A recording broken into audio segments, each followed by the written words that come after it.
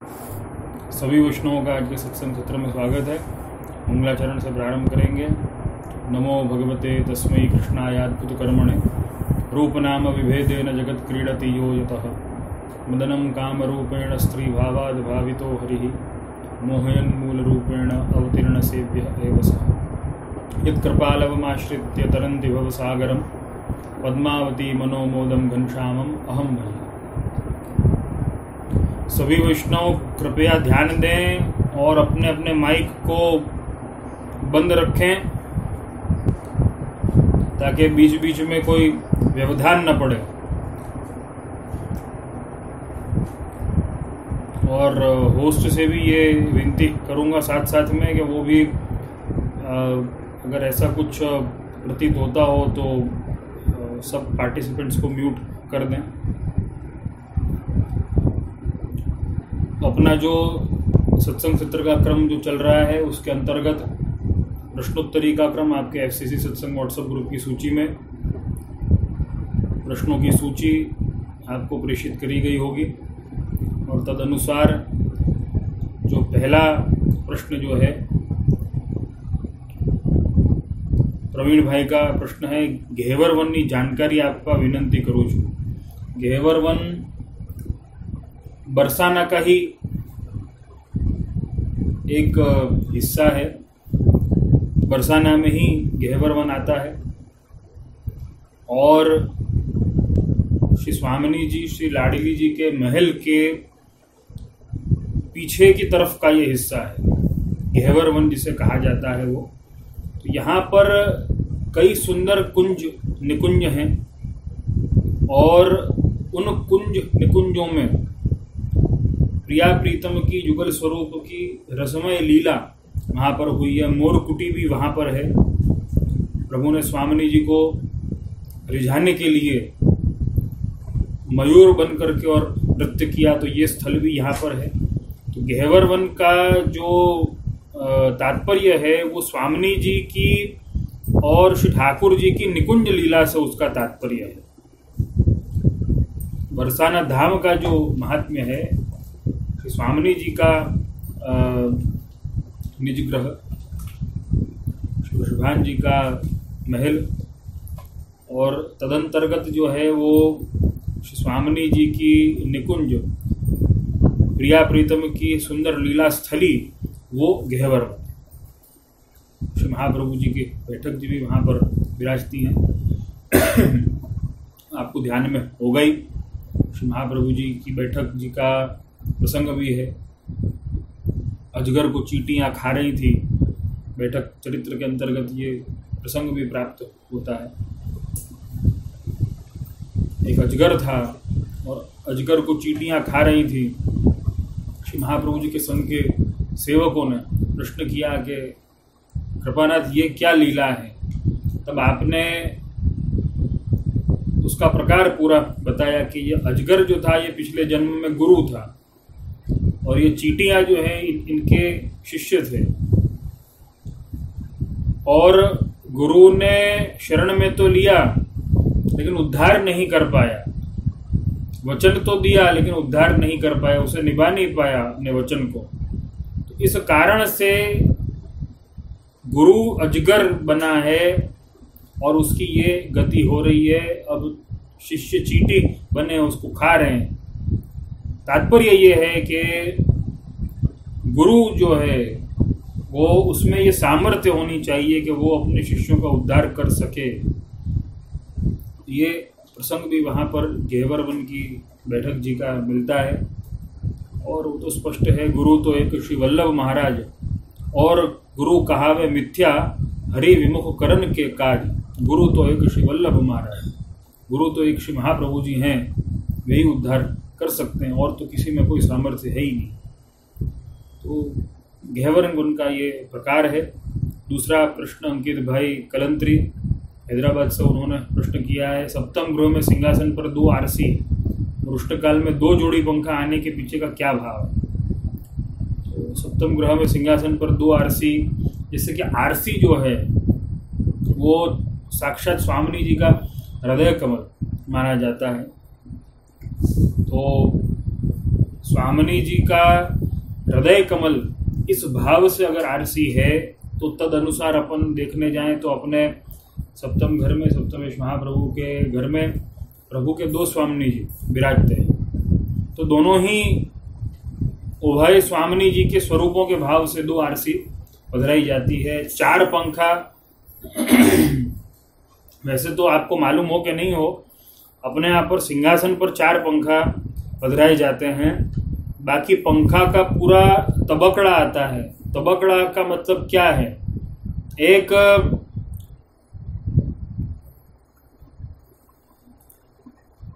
तबकड़ा को अब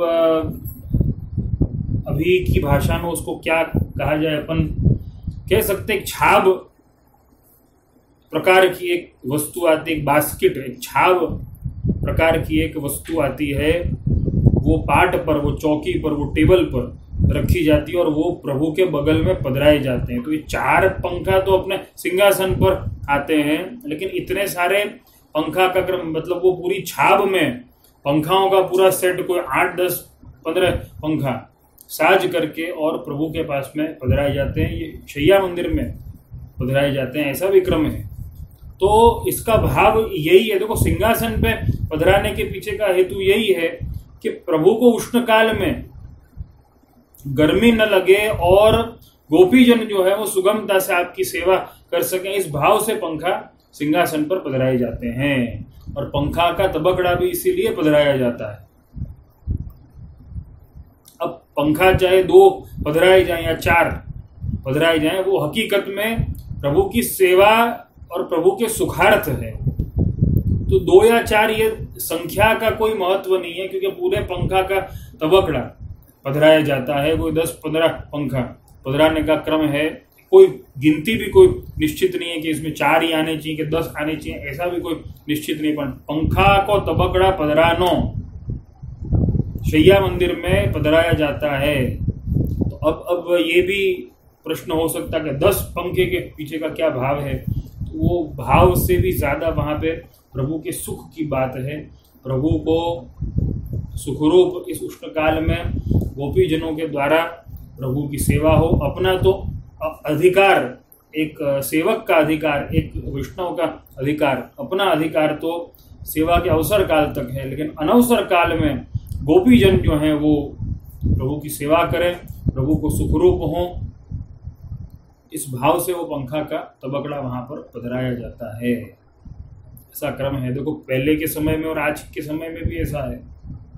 अनवसर के समय में पंखा, लाइट वगैरह कुछ भी वो चालू रखे नहीं जाते, पंखा का तबकड़ा पधराया जाता है इसी भावना से कि गोपीजन सेवा करेंगे अनवसर काल में। अपना तो जो अधिकार है वो अवसर काल तक है, अनवसर काल में तो गोपीजनों की सेवा है, ब्रज भक्तों की सेवा है। तो इस भाव से पंखा पधराया जाता है। वो पंखा के तबकड़ा में 10 हैं और सिंहासन पर अगर 4 पधरा दिए जाए तो उसमें कोई हर्जा नहीं है, प्रभु के सुख रूप हों, इसलिए 4 पंखा पधराने का क्रम है। तीसरा प्रश्न प्रियांक जी का है, उन्होंने प्रश्न किया है इंग्लिश में पूरा प्रश्न है, मैं पूरा पढ़ के सुनाऊंगा, आप सब भी देख सकते हैं प्रश्नों की सूची में। I was watching this show called Ludo. In that, the story was about 4 people and Yamraj was narrating the story. So in between the conversation, Yamraj had asked who was the villain and hero in Mahabharata. The other person answered Duryodhan, and the Kauravas were villains and hero were Pandavas, which even I agreed to in a broad picture. But then Yamraj said that then why did only Yudhishthir got Swarg? And when he came to Swarg, he saw that even Duryodhan was there. So I didn't know that, but I am not sure how true it is also. So I wanted to ask that why only Yudhishthir got Swarg and the rest of the Pandavas and Draupadi went to Naraka.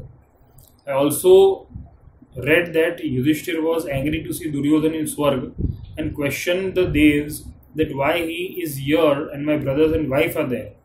The Devs said that the reason you got Swarg because you left behind everything and have no more for anything. but now you are getting angry that Duryodhan is here. So how come you said you left everything behind?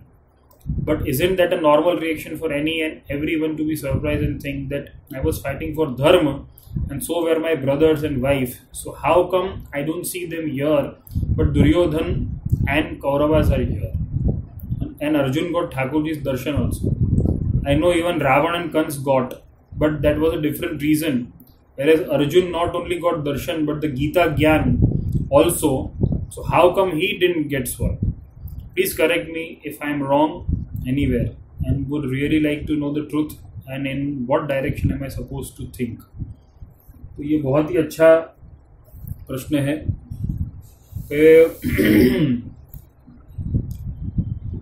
विचरण करते हुए युधिष्ठिर जी ने स्वर्ग में देखा कि दुर्योधन वहाँ पर है और युधिष्ठिर जी के जो दूसरे 4 भाई हैं वो नहीं हैं, और ये देख के थोड़ा उनको विस्मय हुआ, थोड़ा उनको दुख हुआ कि ऐसा कैसे हो सकता है, जब मेरे भाई और मैं धर्म के लिए युद्ध कर रहे थे तो आज मेरे भाई स्वर्ग में नहीं है और नरक में है, और ये दुर्योधन जो है वो स्वर्ग में घूम रहा है। इसका कारण क्या है? तो पहली तो ये बात है कि देखो, महाभारत के पीछे कई लोगों ने अपने विचार प्रकट किए हैं, अपने तरीके से प्रकट किए हैं। तो पहले तो मैं यही कहूँगा कि स्वर्गारोहण की भी कथा प्राप्त होती है, उसमें 5 पांडव गए हैं, द्रौपदी भी गई है। तो स्वर्गारोहण की कथा के अनुसार तो पांडवों को ही स्वर्ग प्राप्ति हुई है, क्योंकि उसका नाम ही स्वर्गारोहण है पर्व का। नरकारोहण तो है नहीं, या फिर आगे साथ में चले हों और आगे जा कर के अलग अलग पहुंच गए हों, ऐसा भी कोई प्रकार कहीं पे प्राप्त होता नहीं है। लेकिन अब सबने अपने अपने विचार तद अनुसार प्रकट किए। हाँ, ये एक बात जो है ये भी प्राप्त होती है कि युधिष्ठिर जी को जो है वो स्वर्ग मिलता है, और 4 भाइयों को और द्रौपदी को जो है वो नरक मिलता है। तो कहीं ना कहीं उनमें, क्योंकि युधिष्ठिर जी ने जो भी कुछ किया है वो धर्म के लिए किया है। देखो, कई लोगों को ये आश्चर्य होता है, युधिष्ठिर जी ने वहाँ पे द्यूत क्रीड़ा के समय में द्रौपदी का पक्ष नहीं लिया, बल्कि द्यूत में हार गए। द्रौपदी जी को भी द्यूत में हार गए। द्यूत माने जुआ, जुगार, तो उसमें हार गए। लेकिन वहां पर धर्म की बात थी। देखो, यहाँ पे व्यक्ति जो है वो पूरा कॉन्सेंट्रेट कहाँ पर कर रहा है? अपन कॉन्सेंट्रेट पूरा कर रहे हैं कि द्रौपदी जी का चीरहरण कैसे किया गया। गलत बात है, बिल्कुल गलत बात है, बिल्कुल सही बात है। ये बिल्कुल अस्वीकार्य बात है, ये सोच बिल्कुल सही है। लेकिन वहां पर हमें कॉन्सेंट्रेट कहाँ पर करना होगा? हमें कॉन्सेंट्रेट वहां पर करना होगा कि जो पांडव जो हैं उनके लिए धर्म सबसे बड़ी चीज थी। अब देखो, ये जब तर्क आता है कि देखो, तो फिर उन्होंने धर्म के लिए जुआ भी खेल लिया, ये भी कर लिया, वो भी कर लिया। अल्टीमेटली देखो, ये बहुत ही बड़ा मुद्दा है, लेकिन जो इसका सार है वो मैं समझाना चाहूंगा आप सबको कि प्रभु की इच्छा कहीं ना कहीं सर्वोपरि रहती है। अब जहां तक स्वर्ग और नरक की बात है कि भाई 4 भाइयों को नरक प्राप्ति हुई और युधिष्ठिर जी को स्वर्ग प्राप्ति हुई, दुर्योधन को स्वर्ग की प्राप्ति हुई, ये सारे जो जहां पर प्रश्न खड़े होते हैं। युधिष्ठिर जी को गुस्सा भी आया उनको देख करके, दुर्योधन को देख करके कि भाई देखो ये न क्या है, धर्म के लिए युद्ध किया। देखो, यहां पर अल्टीमेटली ये तो पांडवों की बात है, अर्जुन की बात है। प्रभु ने तो अपने पार्षद जो गोलोक में साक्षात प्रभु की सेवा में लगे हुए हैं, उन पार्षदों को भी श्राप दिलवा दिया सनत कुमारों के द्वारा, और वो हिरण्याक्ष और हिरण्यकशिपु बन के आए। वापस उनका ही उद्धार करवाया। ये कथा है कि नहीं?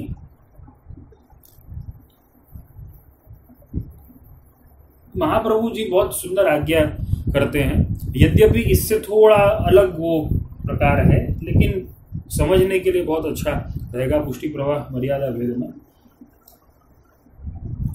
मिश्र पुष्टि जीवों को, मिश्र भाव वाले जो जीव होते हैं, उनको प्रभु कभी कभी क्वचित उनको श्राप दिलवाते हैं। उनका जो मिश्र भाव है वो समाप्त करके और शुद्ध भाव की प्राप्ति करवाने के लिए हमें ऐसा लगता है कि जहां पर भी श्राप आया वहां पे बहुत बुरा है, जहां पर भी आशीर्वाद आया वहां पर बहुत अच्छा है। ऐसा हमेशा नहीं होता है। अगर श्राप भी अगर मिश्र भाव को मुक्त करने वाला है तो वो श्राप अच्छा श्राप है। यद्यपि वो समय के लिए शायद वो उचित न लगे, लेकिन वो श्राप अच्छा है, वो आशीर्वाद से अच्छा है। वो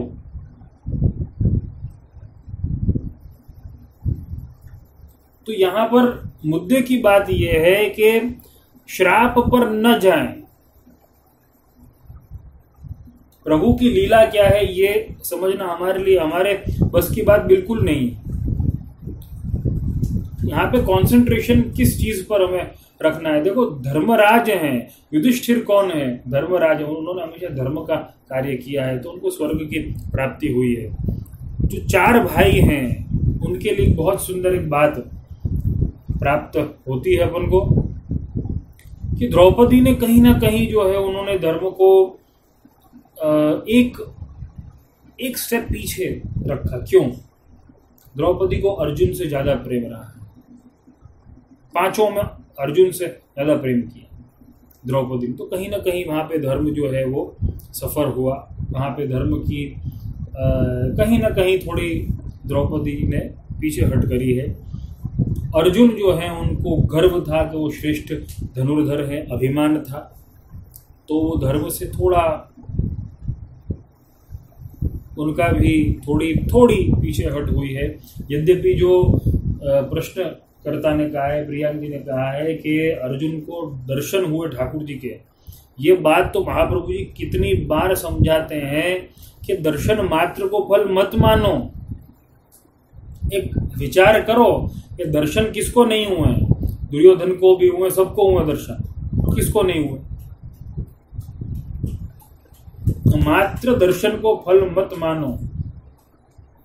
वो दर्शन किस भाव से हमने करे हैं वो महत्व की बात है, वो मुद्दे की बात है। अर्जुन को भी अभिमान था अपने श्रेष्ठ धनुर्धर होने का।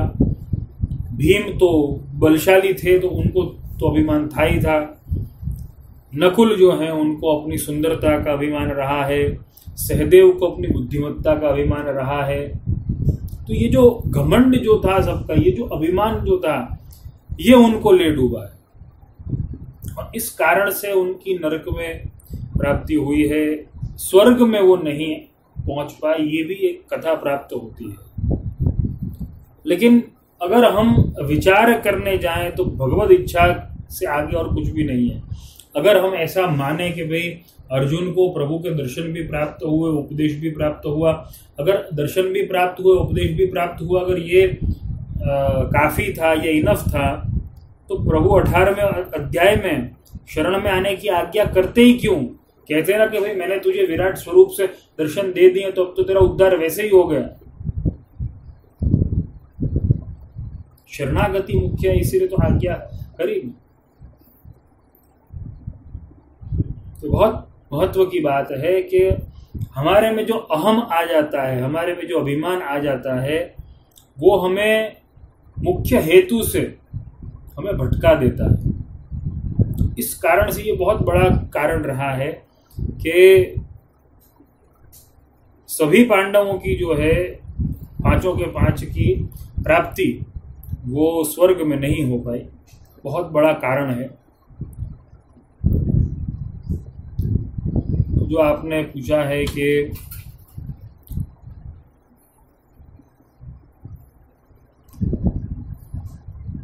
please correct me if I am wrong anywhere, and would really like to know the truth and in what direction am I supposed to think. किस दिशा में हमें विचार करना चाहिए? हमें सबसे पहले, मैं ये बात बहुत स्पष्ट रूप से कहना चाहूँगा कि कुष्ठी मार्गी होने के नाते हमें स्पष्ट रूप से अपना जो पर्सपेक्टिव है, अपना जो दृष्टिकोण है, वो भगवद इच्छा की तरफ बहुत ही सुस्पष्ट रखना चाहिए कि भगवद इच्छा क्या है, भगवद इच्छा का सम्मान, भगवद इच्छा का स्वीकार, ये बहुत ही इम्पोर्टेंट है। तो हमें इस दिशा में खास करके विचार करना चाहिए कि इन सबको अभिमान आया है, प्रभु के दर्शन होने के बावजूद भी, शरणागत होने के बावजूद भी, वहाँ पे अर्जुन को जब आज्ञा करी है, गीता जी का उपदेश दिया है, गीता जी का उपदेश देने के पश्चात भी अर्जुन वहाँ पे धर्म युद्ध के लिए अभी भी कंफ्यूज्ड हैं। लेकिन गीता जी का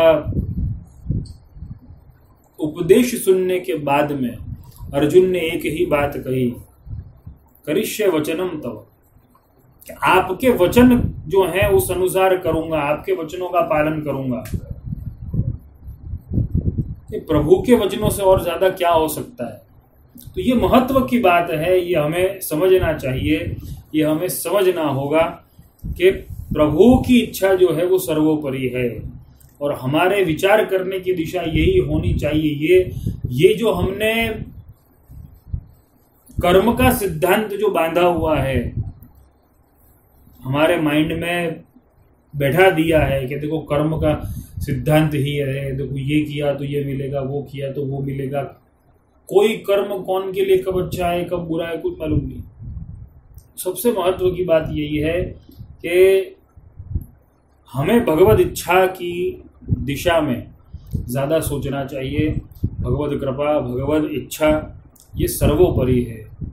तो ये जो आपका प्रश्न है उसमें सर्वोपरि बात यही रही है कि भगवद इच्छा ये थी। अर्जुन के कहने पर भी करिष्ये वचनम तव, आपके जो वचन है वही मैं करूंगा। तद उपरांत भी स्वर्ग में प्राप्ति नहीं हुई, लेकिन प्रभु ने शरणागति तो दी, ये महत्व की बात है। तो हमें सबसे ज्यादा क्या प्राप्त हुआ है, कैसे प्राप्त हुआ है, उससे भी ज्यादा एक पुष्टि मार्गीय होने के नाते प्रभु प्राप्त हुए हैं कि नहीं, ये महत्व की बात है। अगर श्राप मिलने के बाद भी प्रभु की प्राप्ति होती है तो वो पुष्टि मार्गी के लिए वो श्राप जो है वो आशीर्वाद से अच्छा है। और ऐसा आशीर्वाद जो प्रभु से दूर कर दे उससे तो श्राप भला।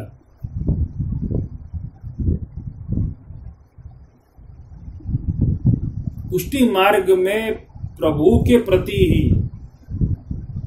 प्रभु के लिए सब कुछ है, प्रभु का सब कुछ है, प्रभु से सब कुछ है। प्रभु से कुछ प्राप्ति नहीं करनी है, प्रभु से सब कुछ है। प्रभु है तो सब है, प्रभु नहीं है तो कुछ नहीं। बहुत महत्व की बात है। तो हमें भगवद इच्छा के पर्सपेक्टिव से यहाँ पर विचार करना चाहिए, ये बहुत जरूरी है। चौथा प्रश्न उपेंद्र भाई का है, घेवर वन में हिस्ट्री इंपॉर्टेंस इन और पुष्टि मार्ग, वो मैंने समझा ही दिया है। पहला और चौथा प्रश्न एक ही था, वो मैं उसका जवाब दे चुका हूँ। पांचवा प्रश्न बहुत ही आश्चर्यजनक और बहुत ही रोचक प्रश्न किया है प्रवीण भाई ने। शो करवाती वल्लभ कुल में जन्म थाय एम एक वैष्णवे पूछ्યું છે तो जवाब आपशो છે।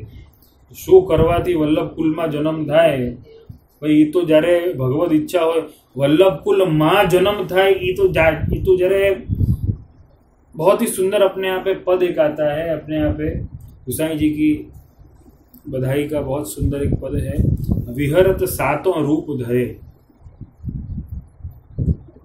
आपको ये विचार है कि शो करवाथी मने कृष्णनो जन्म मने प्राप्त थाय। तो महाप्रभु जी तो वस्तुतः कृष्ण एवं है। ये तो प्रभु जब इच्छा करते हैं, दया निज महात्म्यम करिष्यन् प्रकटम हरि वाण्या यदा तदा स्वास्थ्यम प्रादुर्भूतम चकारहि, कि प्रभु को जब अपना निज महात्म्य प्रकट करना होता है तब दया करके और आप श्री महाप्रभु जी के स्वरूप से प्रकट होते हैं। प्रादुर्भूतम चकारहि, एक आकार लेकर के एक स्वरूप से आप प्रकट होते हैं। और फिर वो स्वरूप से जब प्रभु प्रकट होते हैं तो अपना ही अशेष महात्म्य स्ववंशे स्थापित अशेष स्व महात्म्य अपने स्ववंश में अपना अशेष महात्म्य श्री महाप्रभु जी ने स्थापित किया है। और अपने स्ववंश में माने कि श्री गोपीनाथ जी एवं श्री गुसाई जी के स्वरूप में श्री महाप्रभु जी ने अपना अशेष महात्म्य स्थापित किया और श्री गुसाई जी ने उसका विस्तार किया। विहरत सातों रूप धरे, फिर आप श्री गुसाई जी ने 7 स्वरूप धारण किए, 7 बालकों के स्वरूप से आप प्रकट हुए और फिर आपके वंश का विस्तार हुआ। तो ये तो भगवत इच्छा है। सु करवा थी वल्लभ कुल में जन्म था, ये सोचना इसका अर्थ ये है कि हम वल्लभ कुल को एक योनि मानते हैं, वल्लभ कुल को एक जीव की कक्षा में मान रहे हैं। तो जीव की कक्षा से भी विशेष जो है महाअलौकिक अग्निकुल सब अलौकिक अष्ट छाप हैं, अलौकिक सब भक्त जन जो शरण लीने आप हैं। ये तो अलौकिक कुल है। यहाँ पे कर्म का तो क्या सिद्धांत हो सकता है? शो करवा थी वल्लभ कुल में जन्म प्राप्त था, वो तो कुछ काई नहीं करो। पुष्टि मार्ग में तो कहाँ अपन को करना ही है कुछ, हमको तो सिर्फ शरणागति प्रभु के शरण में रहना है, बस प्रभु की सेवा करनी। बाकी सब तो ठाकुर जी आप करने वाले स्वयं हैं।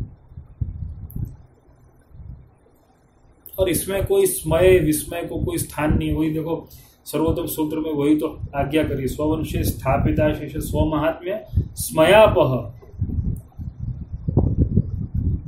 स्मय विस्मय की अपहनन किया है। यहाँ पे अगर कोई ये विचार करे, श्री गोकुलेश ने सर्वोत्तम सूत्र की टीका में भी ये आज्ञा करी है कि अशेष महात्म्य, अशेष महात्म्य क्या अर्थ क्या लेना? स्ववंशे स्थापिता शेष स्व महात्म्य। तो ये जो अशेष महात्म्य का अर्थ जो है वो क्या लिया जाए कि कुछ भी शेष नहीं बचा है। जितना श्री महाप्रभु जी में जो स्वरूप, जो स्वरूपानंद और जो प्रकार है, उतना का उतना श्री गुसाई जी में, उतना का उतना सातों बालकों में, उतना का उतना आपके स्ववंश में, ऐसा मानना। उसमें स्मय का कोई स्थान नहीं है, उसमें विस्मय, उसमें चकित होने की कोई जगह नहीं है। उसका अपहनन है, क्योंकि आप तो वस्तुतः कृष्ण एवं हैं श्री महाप्रभु जी। तो ये विचार करके कि शू करवा थी वल्लभ कुल में जन्म था, वल्लभ कुल की जो गरिमा है, श्री महाप्रभु जी का जो स्वरूप है, उसको हम नहीं समझ पाए। इसका अर्थ ऐसा होता है, इसका अर्थ ऐसा होता है कि हम श्री महाप्रभु जी के स्वरूप को और आपके स्ववंश के महात्म्य को कम कर रहे हैं। ये तो प्रभु की जब इच्छा होती है तभी प्रकट होता है, प्रभु ही प्रकट होते हैं। दया निज महात्म्यम करिष्यन् प्रकटम हरि वाण्या यदा तदा स्वास्थ्यम प्रादुर्भूतम चकारहि। प्रभु स्वयं कृष्णास्य स्वरूप से, वाणी के स्वरूप से आप प्रकट हुए, इसलिए आप वाक्पति श्री महाप्रभु जी को वाक्पति इसलिए तो कहा। तो मैं यही कहूंगा कि ये कोई कर्म से या कोई धर्म से नहीं, ये तो भगवत इच्छा से ही ये वंश चल रहा है और भगवत स्वरूप ही है। महाअलौकिक अग्निकुल सब अलौकिक अष्ट छाप हैं, अलौकिक सब भक्त जन जो शरण लीने आप। इसका ध्यान रखें। और स्ववंशे स्थापित है शेष स्व महात्म्य स्मयापह, इसको हमेशा याद रखें कि वहाँ पे कोई विस्मय को कोई स्थान नहीं है। अशेष महात्म्य श्री महाप्रभु जी ने अपने स्ववंश में स्थापित किया है।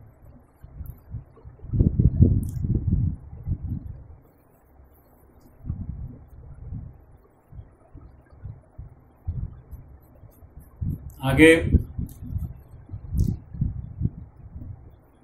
6वां प्रश्न, वर्षाबेन का है, सूरत से उन्होंने प्रश्न किया है। गुजराती में उन्होंने प्रश्न किया है कि શિક્ષાપત્રમાં હરિરાયજી આજ્ઞા કરે છે કે નિત્ય નિવેદન મંત્રનું અનુસંધાન કરવું, તો એ કેવી રીતે કરવાનું અને શું કરવાનું હોય? નિવેદન મંત્રનું અનુસંધાન કરવું એ તો શ્રી મહાપ્રભુ जी की भी आज्ञा है नवरत्न में। निवेदनम तो स्मर्तव्यम सर्वथा तादृशी जनई, तादृशी जनों के साथ में मिलके निवेदन का अहरनिश अनुसंधान करना। अनुसंधान कैसे करना, निवेदन मंत्र का अनुसंधान कैसे किया जाता है? हम हर वस्तु में अपने निवेदन को याद रखें। कैसे? एक उदाहरण के तौर पे मैं बताना चाहूँगा। हमारी जो पहचान होती है, हमारा जो अस्तित्व होता है, वो हम कभी भी नहीं भूलते, वो हमें हमेशा याद रहता है। जैसे कि हमें ये याद रहता है कि हमारा नाम क्या है, हमारा धर्म क्या है, हमारे माता पिता कौन हैं, हमारा घर कहाँ है, हमारा घर कैसा है, हमारे घर के कुछ संस्कार होंगे, कुछ धर्म होगा तो वो सब कैसे हैं। हम उस अनुसार सारे डिसीजंस लेने का प्रयत्न करते हैं अपनी लाइफ में, अपने अस्तित्व को ध्यान में रखते हैं। तो ये निवेदन जो है एक वैष्णव का मूल अस्तित्व यही है, इसकी मूल पहचान यही है। और उसकी मूल पहचान ये होने के कारण उसे अपने निवेदन मंत्र का अनुसंधान हमेशा रखना चाहिए। उसे ध्यान में रख करके अपने जीवन के सारे निर्णय, अपने जीवन के सारे विचार, अपनी वाणी, अपना वर्तन, अपना व्यवहार, सब कुछ उसी के अनुसार करना चाहिए। तो ये निवेदन मंत्र का अनुसंधान इसी ढंग से रह सकता है कि जब हम पल पल में, क्षण क्षण में अपने जितने भी कार्य हों, अपने जितने भी विचार हों, उनमें हमेशा एक वस्तु को ध्यान रखें कि हम निवेदित हैं। जैसे कि अगर हमें विचार आ रहा है कि हमें किसी की निंदा करनी है, तो हमें ये याद रखना चाहिए निंदा करने से पहले कि हम निवेदित हैं। अगर हमें ये याद आ रहा है कि देखो कोई अवैष्णव का संग हमें करना है, अगर ऐसी इच्छा हो रही है, अगर ऐसा मन हो रहा है या कोई कारण भी हो, हमें पहले याद रखना चाहिए हमें कि हम निवेदित हैं।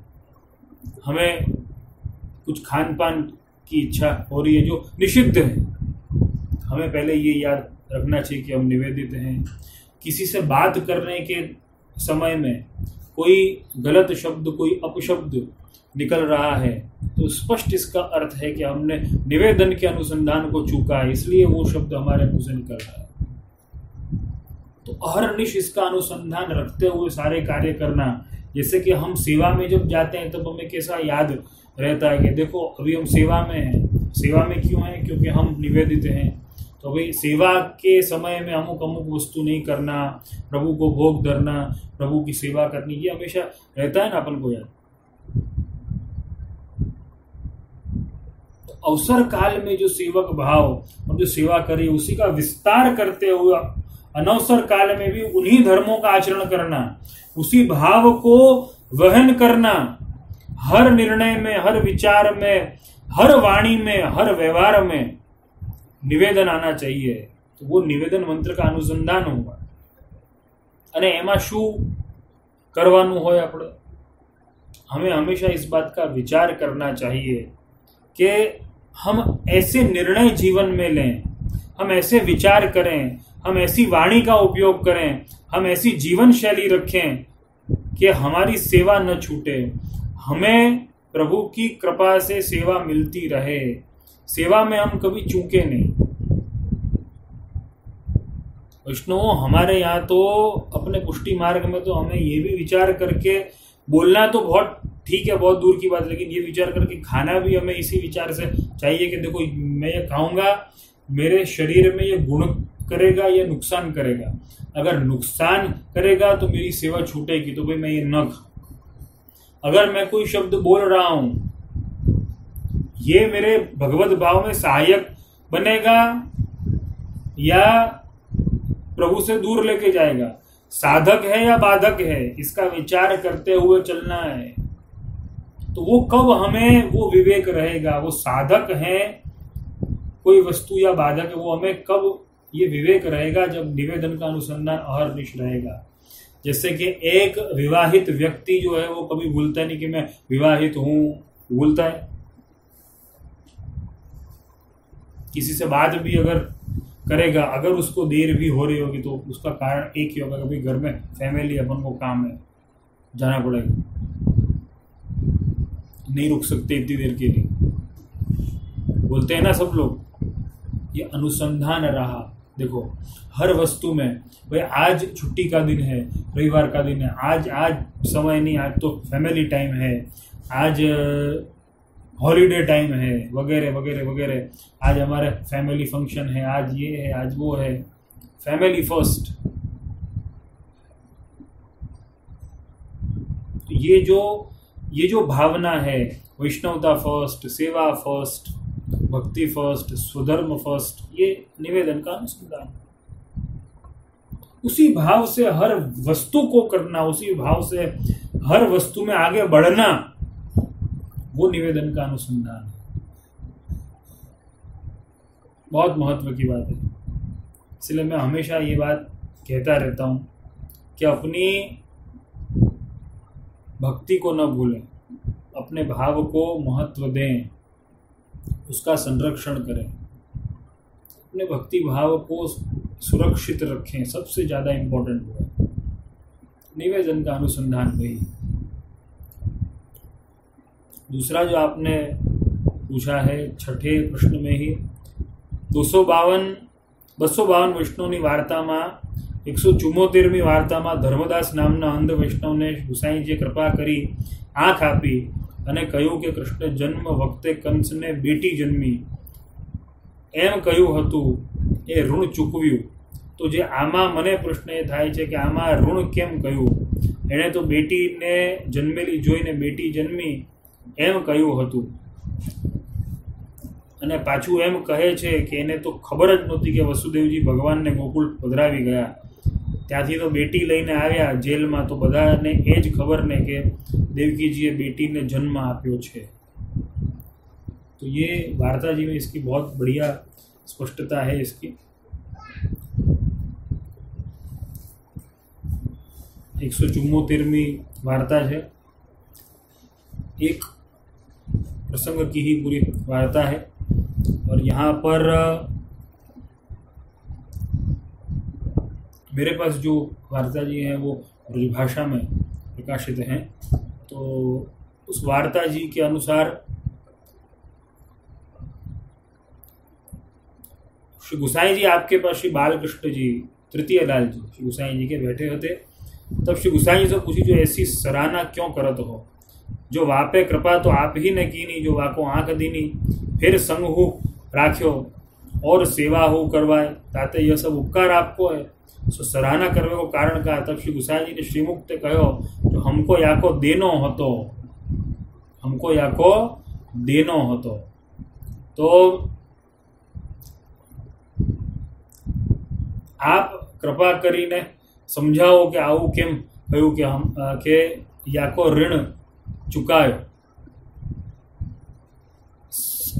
સૌથી પહેલા વાત, सबसे इम्पोर्टेंट बात इसमें जो है वो ये है कि श्री गुसाई जी ने जो ये कहा कि कृष्ण जन्म वक्ते बेटी जन्मी एम कहूँ तो ये ऋण चुकव्यू। यहाँ पे बहुत सुंदर एक अपने यहाँ पे कीर्तन, अष्टछाप भगवदियों का एक कीर्तन प्राप्त होता है। जय वसुदेव किए पूर्ण तप सो फल फलित श्री वल्लभ देह। यहाँ पे श्री गुसाई जी साक्षात ये आज्ञा कर रहे हैं कि कृष्ण जन्म के समय में, कृष्ण जन्म के समय की बात कर रहे हैं। यहाँ पर ये स्पष्ट अपने मुख से ही आज्ञा कर रहे हैं कि देखो वही स्वरूप में कृष्ण जन्म के समय में हम जब आए थे, तब इससे इसका ये ऋण हमारे ऊपर था, सो हमने चुका दिया। यहाँ पे सबसे बड़ी बात यह है कि एमा ऋण केम कयू, क्योंकि आपका प्रागट्य जो है यही तेई तेई यही कछु न संदेह, सौ फल फलित श्री वल्लभ देह। जे वसुदेव किए पूर्ण तप, सौ फल फलित श्री वल्लभ देह। वसुदेव जी के यहाँ पे जो स्वरूप आपका प्रकट हुआ था, वही स्वरूप से आप गोसाई जी के स्वरूप से भी अभी यहाँ वही स्वरूप में विराज रहे हैं। और धर्मदास जो हैं यहाँ पर, वो भी वापस आपकी सेवा के लिए आए हैं। तो आपकी सेवा के लिए आए हैं, तो वो लीला का परस्पर संबंध माना है।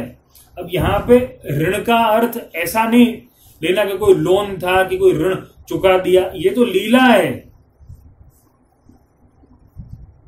जैसे वो कृष्णदास अधिकारी की वार्ता में, कृष्णदास अधिकारी ने श्री गोसाई जी का अपराध किया, चंद्रावली जी और ललिता जी की भावना वहां पे स्पष्ट रूप से बताई गई है। अब कई लोग जो हैं, कई विष्णु जो हैं, वो इसे इस भाव से भी समझते हैं कि देखो ये तो चंद्रावली जी और ललिता जी की लीला थी इसलिए ऐसा हुआ। मतलब कोई गुरु अपराध की कोई बात है, तो गुरु अपराध की तो बात है ही। लीला थी तो भी अपराध तो लगा, लेकिन वहां पे जैसे कि पहले भी मैंने समझाया, वहां पे भगवत इच्छा विशेष है। तो ऋण छे एम केम कह્યું, ऋण छे એમ એટલા માટે કહ્યું કેમ કે બે સ્વરૂપ એક હતા અને ત્યાં प्रभु ने लीला करवी छे। धर्मदास को आंख देनी है, उनसे सेवा लेनी है, उनका उद्धार करना है। और साथ में वो लीला का, क्योंकि लीला तो अकारण होती है, लेकिन समझने के लिए कहीं ना कहीं कोई कारण हमारे सामने आ जाता है कि अच्छा इस कारण से यह हुआ होगा, लेकिन हकीकत में उसका कोई कारण नहीं होता। अनायासेन हर्षाद क्रियमाणा चेष्टा लीला, अनायास ही हर्ष के द्वारा चेष्टा करी जाए, क्रिया करी जाए, तो वो लीला है। दोनों स्वरूप एक हैं, इसलिए श्री गोसाई जी ने ऐसे कहा कि ऋण, हमारे ऊपर ऋण हो तो ये चूक हुई कि इसने मुझे बचाया। ऐसे कहा ना कि बेटी जन्म भई है, मतलब इनको ऐसा लगा कि मेरे प्रभु को कंस छोड़ देगा कि भाई बेटा हुआ ही नहीं, 8वां गर्भ तो बेटी हुई है, बेटा हुआ ही नहीं है। तो क्या इसने मेरे लिए झूठ बोला, कंस ने इसको मारा, इसने मेरे लिए झूठ बोला, इसलिए मेरे ऊपर मैं इसका ऋण मान रहा हूं। हकीकत में प्रभु के ऊपर कैसा ऋण? प्रभु का ही जब सब कुछ है तो उनके ऊपर कैसा ऋण? लेकिन यहां पर वो लीला दर्शानी है, श्री गोसाई जी को उस जीव का उद्धार करना है, इसलिए ऋण चुकाया ऐसी आज्ञा कर रहे हैं श्री गोसाई जी। मतलब साक्षात स्पष्ट रूप से यही आज्ञा कर रहे हैं, जय वसुदेव की है पूर्ण तप सो फल फलित श्री वल्लभ देव, यही तई तई यही कछु न संदेह। के वहां वसुदेव जी के घर में भी आप प्रगटे और यहाँ पर श्री गोसाई जी के स्वरूप से भी आप प्रगटे, यह भाव है। 7वां प्रश्न दीप्तिबेन, उन्होंने प्रश्न किया है, कृपा કરીને सफेदीनो क्रम शीतकालना 4 महीना सफेदीनो क्रम समझावा विनती करूँ छूँ। तो सप्तम घर के हिसाब से तो मैं समझा सकता हूँ आपको। सफेदीनो क्रम, सफेदी का क्रम सप्तम घर में क्या है, सप्तमेश महाप्रभु के घर में क्या है, श्री मदन मोहन जी के घर में क्या है। सफेदी का क्रम सबसे पहले अपन शुरुआत करेंगे, श्री महाप्रभु जी का उत्सव आता है गुजराती मास के अनुसार चैत्रवदी 11, चैत्रवदी 11 12 13 के दिन से सफेदी का प्रारंभ होता है। सफेदी गादी पर रहती है 13 से लेके और अषाढ़ सुधी पूनम, मतलब चैत्रवद 13 थी लईने अषाढ़ सुद पूनम सुधी सफेदी રહેશે। रथयात्रा दिवसे, रथयात्रा के दिन रथ के 4 भोग में, रथ के 4 खेल में सफेदी नहीं रहती है। जब प्रभु जड़ाऊ आवरण धरा करके जड़ाऊ गादी पर विराजते हैं तब सफेदी नहीं रहती है। तत्पश्चात 4 भोग के पश्चात, 4 भोग की आरती के पश्चात जब प्रभु निज मंदिर में पधारते हैं और निज मंदिर में पधारने के पश्चात जब श्रृंगार बड़े होते हैं और वापस से हल्का श्रृंगार होता है, तब वापस सफेदी गादी पर आ जाती है, मोती की गादी पर प्रभु विराज जाते हैं। या आषाढ़ सुद पूनम का तक का क्रम है। तत्पश्चात हिंडोला प्रारंभ होते हैं। हिंडोला प्रारंभ होने के पश्चात में हिंडोला प्रारंभ से सावन सुदी तीज, ठकरानी तीज तक, क्योंकि ठकरानी तीज के दिन सावन सुदी छठ माने पाटोत्सव की बधाई बैठती है, तो तीज तक में श्रृंगार अनुसार सफेदी का क्रम है। श्रृंगार अनुसार सफेदी का क्रम क्या होता है? श्रृंगार अनुसार सफेदी का क्रम माने पाग पर, दुमाला पर, फेंटा पर, ग्वाल पगा पर सफेदी आती है, बाकी किसी श्रृंगार पर नहीं आती है, ये क्रम है। तत्पश्चात सफेदी कब कब नहीं आती है? सफेदी जब टिपारा, मुकुट, कुल्हे, सेहरा, ये सारे श्रृंगार पर सफेदी नहीं आती है। और जब कोई उत्सव की बधाई बैठती है तभी भी सफेदी नहीं आती है। तो श्रृंगार के अनुसार सफेदी का क्रम जरूर, लेकिन बधाई बैठी है कि नहीं कोई उत्सव की, ये देखना पड़ेगा। ये सप्तम घर का ये क्रम है। तत्पश्चात राधाष्टमी के पश्चात सफेदी वापस शुरू होती है, और वो सफेदी का क्रम जो है वो वापस से श्रृंगार अनुसार रहता है, जो दशहरा तक चलता है। दशहरा के बाद में सफेदी बंद हो जाती है। शरद के एक दिन, शरद पूनम के एक दिन, रासोत्सव के दिन श्रृंगार के समय में सफेदी गादी पर लगती है, और वो शाम तक, अनोसर तक, रात्रि के अनोसर तक वो रहती है। दूसरे दिन मंगला के शंखनाद तक वो रहती है। तत्पश्चात सफेदी बड़ी हो जाती है, तो वो फिर सीधे वसंत पंचमी पर लगेगी, जो गादी पर उपरना शुरू होते हैं सफेदी के, तब सफेदी शुरू होती है। डोल तक वो सफेदी रहती है। इस बीच 40 दिनों में अगर कोई उत्सव आता है तो गादी पर सफेद उपरना नहीं और केसरी उपरना आता है, ये भी क्रम है। तो ये डोल तक का ये क्रम है। वापस डोल के पश्चात श्रृंगार अनुसार सफेदी शुरू होती है। बधाई बैठने पर सफेदी बंद हो जाती है, और फिर श्री महाप्रभु जी का उत्सव आता है। चैत्रवद एकादशी, चैत्रवद 12 और 13 से वापस वो एक क्रम शुरू हो जाता है। तो ये सफेदी का क्रम है। मैं आशा करता हूँ कि ये क्रम आपको ध्यान में रहे, जो मैंने समझाया है वो। शायद कठिन लग रहा होगा आप लोगों को, लेकिन शायद नोट करके अगर रखें तो बेटर रहेगा आप सबके लिए, सबको ध्यान में रहेगा। 8वां प्रश्न कल्पनाबेन ने किया है, सुदर्शन जी के चित्र जी में श्री ठाकुर जी के हस्त में कौन कौन से आयुध हैं और किस भावना से हैं, यह समझाने की विनती श्री चरणों में है। तो कल्पनाबेन का जो ये प्रश्न है उसके अनुसार पहले तो सुदर्शन जी का स्वरूप क्या है।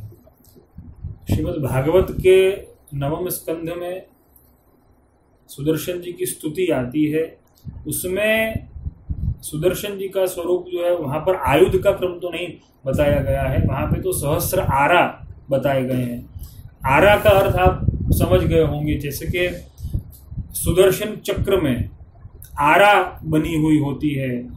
गुजराती में શું कहना, अणी अणी अणी नोक, अणी पॉइंट, तो आरा कहा जाता है। संस्कृत में उसे आरा कहा है। तो आरा, सहस्त्र आरा कहे हैं। आयुध वहाँ पर तो 9वें स्कंद में श्रीमद् भागवत में तो इसका उल्लेख कहीं पर मिलता नहीं है। चित्र जी में यद्यपि हमें दर्शन होते हैं। तो सुदर्शन जी के जो श्रीहस्त में आयुध क्या क्या हैं वो अगर हम देखने जाएं तो जो लेफ्ट, जो वाम श्रीहस्त है उसमें एक श्रीहस्त से आप आशीष दे रहे हैं। जो हम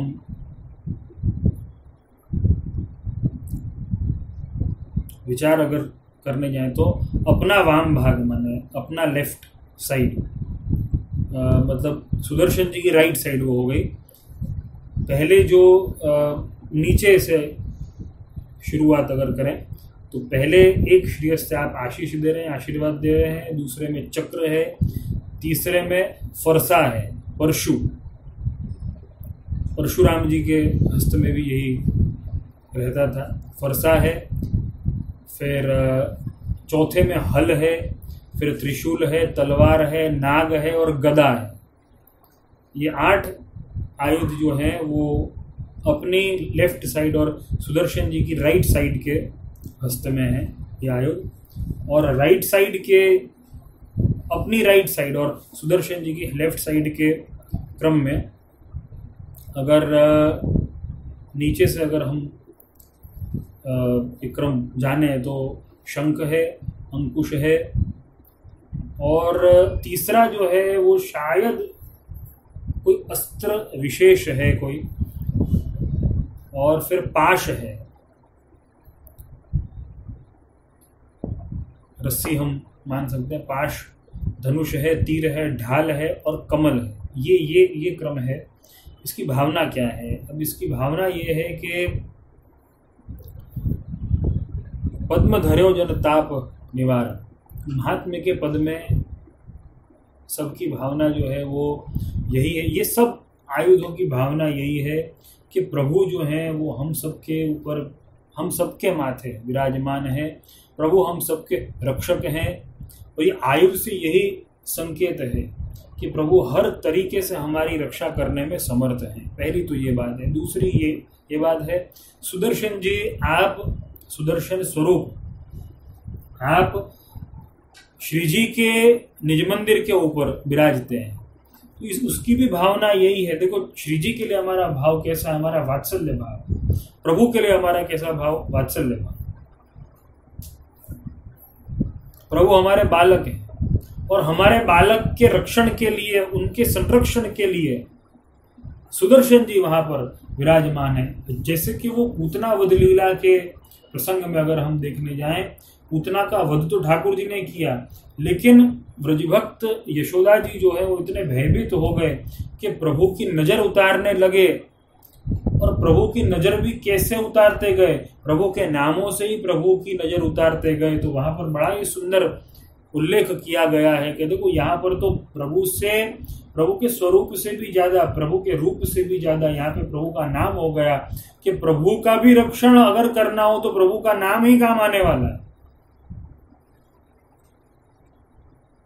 तो सुदर्शन जी की सबसे बड़ी जो सेवा है, सुदर्शन जी का जो सबसे बड़ा जो प्रकार है वो यही है कि प्रभु का रक्षण, अपने वात्सल्य भाव से हम प्रभु का रक्षण करना चाहते हैं। चिरजियो गोपाल रानी तेरो, चिरजियो गोपाल वाला भाव है कि भक्त भी भगवान को आशीष दे सके, ऐसा सुंदर प्रकार तो पुष्टि मार्ग के अलावा और कहाँ हो सकता है। तो यहाँ पर भक्त प्रभु का रक्षण करे, भक्त को ये भावना हो कि मेरे प्रभु का रक्षण कैसे किया जाए, इस भावना से सुदर्शन जी श्री जी के निज मंदिर के ऊपर विराज रहे हैं कि नहीं, हमारे प्रभु का सर्व प्रकार से रक्षण हो। और प्रभु ही यहाँ पर सुदर्शन जी के स्वरूप से प्रभु का ही रक्षण कर रहे हैं। ये भी प्रभु की लीला है।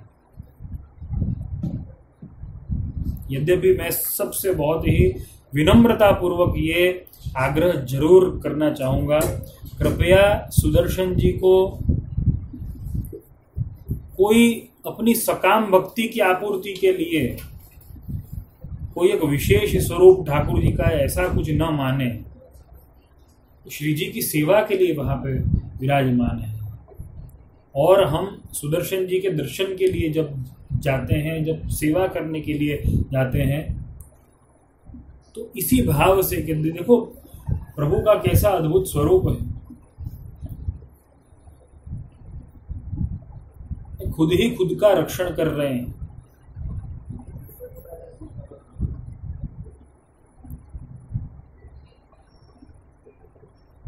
मुझे कई बार ये विचार आता है, आजकल बहुत लोग लिखने लगे हैं, ध्वजाधारी तेरो भरोसो भारी, सुदर्शन चक्रधारी तेरो भरोसो भारी। लेकिन श्री महाप्रभु जी ये नहीं लिखते। श्री महाप्रभु जी सिर्फ एक ही बात लिखते हैं। महाप्रभु जी की अगर आज्ञा माने तो सिर्फ और सिर्फ आप कृष्ण नाम से आपका उल्लेख करते हैं, ठाकुर जी का उल्लेख कृष्ण नाम से करते हैं।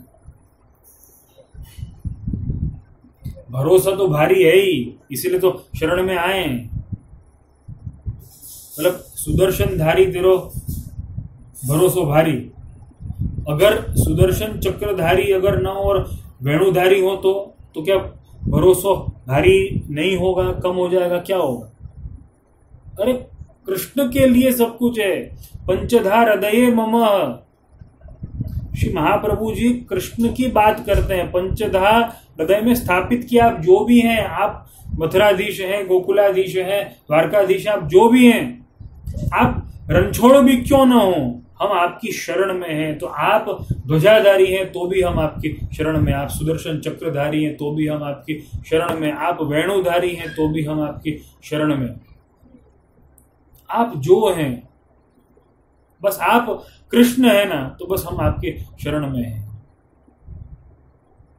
ध्वजा से उनको नहीं आंकना है, सुदर्शन से उनको नहीं आंकना है, बस हमें तो प्रभु की शरणागति का स्वीकार करना है। और ये तो सब प्रभु ने भक्तों के उद्धारार्थ धारण किए हैं। हमें तदासक्त बनना है, तद गुणासक्त नहीं बनना है। सुदर्शन जब तक हाथ में है तब तक आश्रय रहा, उसके बाद में नहीं रहा तो सुदर्शन नहीं है। वेणु अब आ गई तो, और हकीकत में कहूँ, श्री महाप्रभु जी को ठाकुर जी के श्रीहस्त में सुदर्शन से ज्यादा वेणु ज्यादा प्रिय है।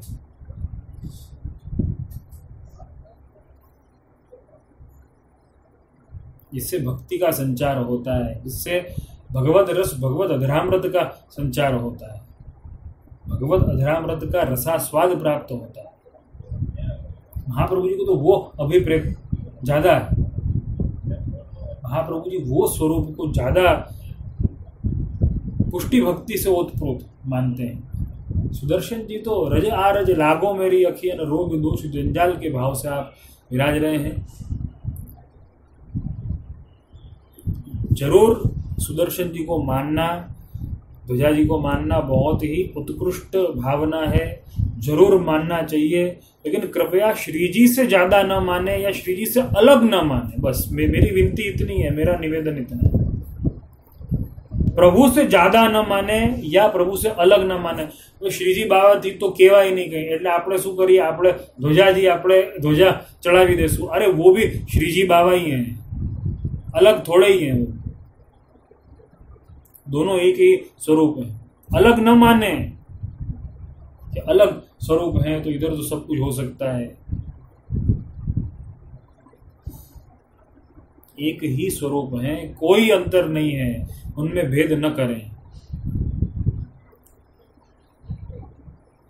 महाप्रभु जी की आज्ञाओं का अनुसंधान रखें, महाप्रभु जी की आज्ञा के अनुसार चलें, तो मुझे ऐसा लगता है कि सारे पाप ताप अपने आप ही मिट जाएंगे। तो महाप्रभु जी की आज्ञा अनुसार चलने वाले व्यक्ति को ये चिंता ही कहाँ है कि उसके पाप ताप मिट रहे हैं या क्या क्या हो रहा है, क्योंकि उसने तो सब कुछ अपना प्रभु को समर्पित कर दिया। तो कहानी आपको होगी ना याद, बहुत फेमस और बहुत ही प्रचलित कहानी है कि एक व्यक्ति जो था वो ज्योतिषी के पास में गया, ज्योतिषी को कहा कि महाराज जी हमारी कुंडली है ना देख दो। उन्होंने कुंडली देखी और कहा कि भाई तुझे शनि की बाधा है, 5,000 रुपये दे और तेरी शांति है ना कर देते, शांति पाठ कर देते हैं। उसने कहा भाई 5,000 रुपये कहाँ से लाऊं, मैं तो गरीब हूँ आदमी। तो कि 1,000 ला, बोले 1,000 भी नहीं है। 500 ला तो कि 500 नहीं है। 100 दे दे तो कि 100 भी नहीं है। 50 ला तो कि 50 भी नहीं है। तो कि 20 ही दे दे तो कि 20 रुपये भी नहीं है। तो महाराज जी ने भी इतना ही कहा कि भाई तेरे पास जब 20 रुपये भी नहीं है तो शनि तेरा बिगाड़ेगा क्या। तो ऐसे ही जब खुद के पास में अपना कुछ भी नहीं है, सब कुछ प्रभु को सौंप दिया है, तो कोई अपना बिगाड़ेगा क्या। जिसने नहीं सौंपा है उसको चिंता है कि ठाकुर जी के हाथ में ध्वजा है, ठाकुर जी के शीश पर ध्वजा है, या ठाकुर जी के हस्त में, हेलो, ठाकुर जी के हस्त में चक्र है या वेणु है या गदा है या पद्म है या क्या है। जिसने सब कुछ ठाकुर जी को सौंप दिया है, महाप्रभु जी की आज्ञा से, महाप्रभु जी के आज्ञानुसार वो पुष्टि पथ पर चल रहा है, उसको सिर्फ चिंता एक ही चीज की है, प्रभु है क्या, वो प्रभु को ढूंढता है, और बाकी जो होंगे वो ढूंढेंगे क्या, प्रभु तो है, प्रभु के हाथ में चक्र है कि नहीं है। विष्णु चक्र के चक्कर में चकराव मत, महाप्रभु जी की आज्ञा का अनुसंधान रखो। पंचधार हृदय मम, सर्व प्रकार से कृष्ण मेरे हृदय में विराज रहे हैं, कृष्ण है, उनके हस्त में सुदर्शन है कि उनके हस्त में वेणु है या कुछ नहीं है, उनके हस्त में क्या है ये मत सोचो, उनके चरणों में हम हैं कि नहीं इसका विचार करो, यही महत्व की बात है। श्री महाप्रभु जी की आज्ञा का तो यही सार है, और वही हमारे लिए श्रेष्ठ है और श्रेयस्कर वही है। इसके अलावा हमारा उद्धार किसी भी विचार से नहीं हो सकता, किसी भी प्रकार से नहीं हो सकता, अगर महाप्रभु जी की आज्ञा पर विश्वास नहीं है। कृपया सुदर्शन जी को, ध्वजा जी को श्री जी से अलग न माने, श्री जी की ही सेवा के लिए आप दिव्य स्वरूप धारण करके विराज रहे हैं, अलग न माने, स्वरूप एक ही है, इसका विचार और ये निश्चय बहुत दृढ़ करके और समझना चाहिए। उसी के साथ में आज के सत्संग सत्र को यहाँ पर विराम देंगे। आप सभी के फीडबैक्स, सुझाव, शिकायतें और प्रश्न हमेशा स्वागत योग्य हैं और मेरे मनोबल को बढ़ाने वाले हैं। आश्रय के पद का गान करेंगे और विराम करेंगे। दृढ़ चरणन केरो भरोसो, दृढ़ चरणन केरो, श्री वल्लभ नख चंद्र छटा बिन, सब जग माझ अंधेरो भरोसो, दृढ़ चरणन केरो, साधन और नहीं या कली में, जासु हो निवेरो, सूर कहाँ कहे द्विविध आंधरो, नामोल गोचेरो भरोसो, दृढ़ चरणन केरो, दृढ़ चरणन केरो भरोसो, दृढ़ चरणन केरो। बोल श्री मदन मोहन लाल प्यारे की जय, श्याम सुंदर श्री यमुने महारानी की जय, श्री गिरिराज धरण की जय, श्री वल्लभाधीश की जय, श्री साईं जी परम दयाल की जय, श्री घनश्याम जी परम दयाल की जय, अपने अपने गुरुदेव की जय। सभी विष्णुओं को शुभकामना, शुभाशीष। सर्वे भवन्तु सुखिनः, सर्वे सन्तु निरामयाः।